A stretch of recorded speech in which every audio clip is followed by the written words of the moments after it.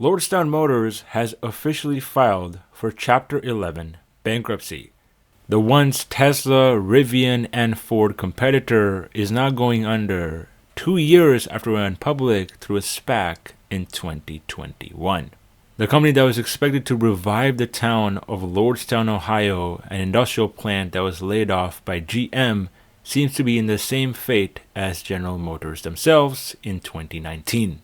Whether it be poor management, a lack of liquidity, poor technology, or simply wrong place at the wrong time, there's a lot that we can learn from the situation of Lordstown Motors to improve the opportunity for future EV startups. Now, I'm sure before this Chapter 11 filing news came out earlier this week, most of you hadn't heard of Lordstown Motors before, and there's certainly good reason for that. Lordstown was founded by someone called Steve Burns, a visionary CEO of another failed startup called Workhorse.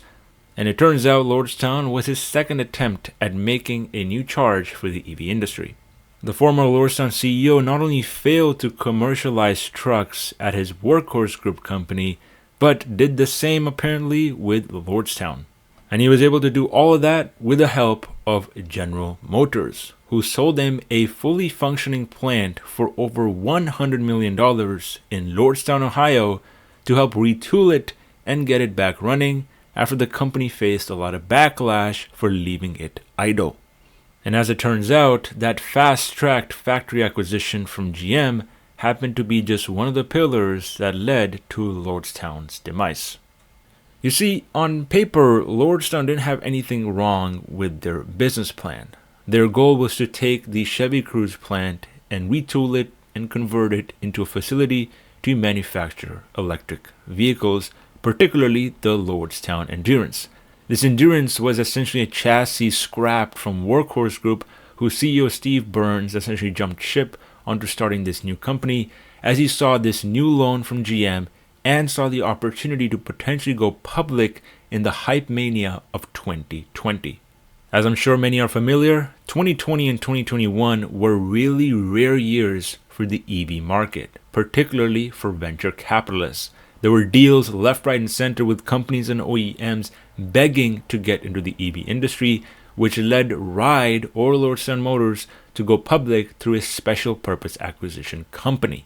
These SPACs are now notorious for causing a lot of damage to retail investors because of their extremely fast-paced IPO process. And that SPAC in and of itself turned out to be the second big pillar that has led to Lordstown's demise.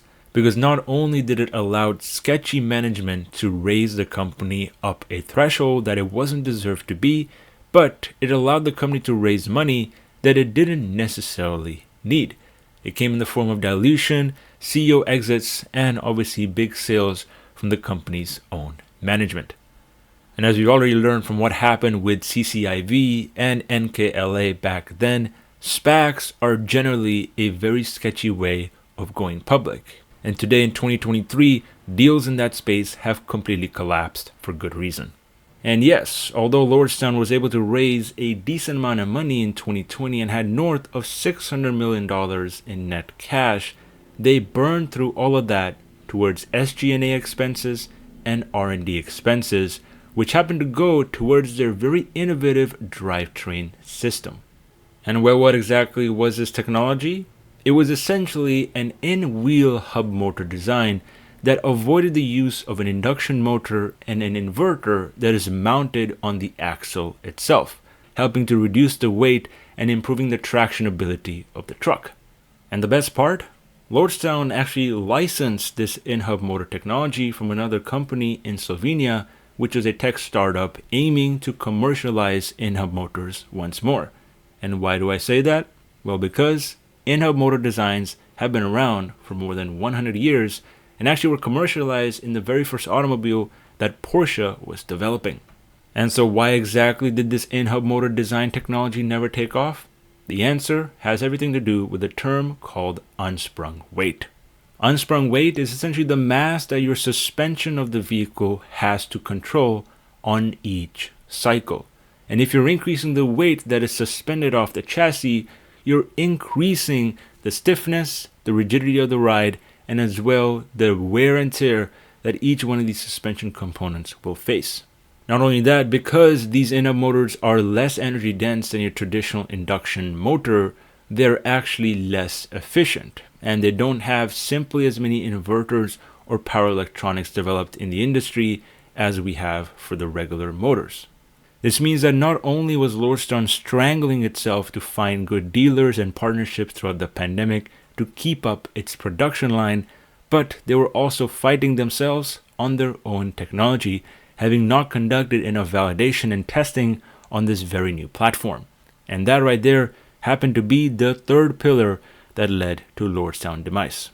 Because I'm sure as many engineers will agree, you do not need to reinvent the wheel, quite literally, to be successful as a startup. You basically need to factor in three things in order to achieve success. You need good management, you need good capital, and you need to be the first mover in whatever niche you're targeting. And it's pretty clear for Lordstown, it was the pickup truck market. And back in 2020, they were actually ahead of the game. Unfortunately though, that lead didn't last too long.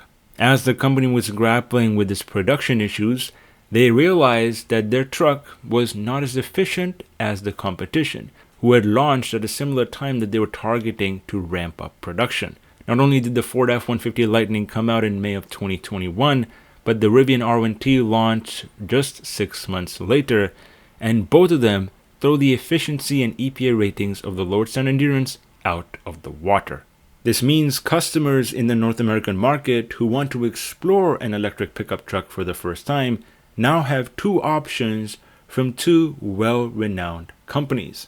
A startup that was started by an MIT PhD student, and Ford, which is obviously something that does not need an introduction.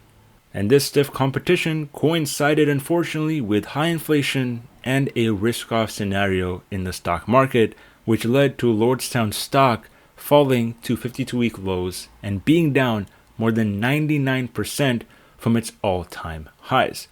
This essentially means the company is not able to raise money, as most public investors have lost confidence in the ability of the company to execute.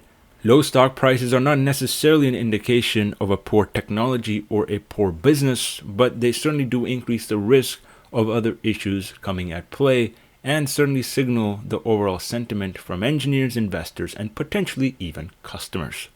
Whether it be poor management execution and untested technology, or the inability for the company to increase its share price, there's a lot of learnings that we can take from the situation here with Lordstown Motors.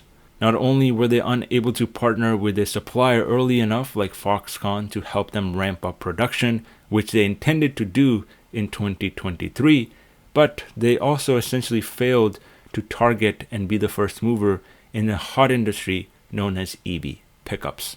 Whether this situation results in different repercussions across the EV industry, only time will tell, but rest assured there were some really unique scenarios that led to Lordstown being one of the first EV startups to go bust here in 2023. An unfocused management team, the lack of sustainable partnerships, and the intention of reinventing the wheel, quite literally, have all led to Lordstown's downplay. What do you guys think? What led to Lordstown's eventual demise, and is this a red flag warning for other EV startups in the space? As usual, folks, let me know your thoughts on the situation down in the comment section below. Thank you very much for watching, and I'll catch you guys in the next one. Take care.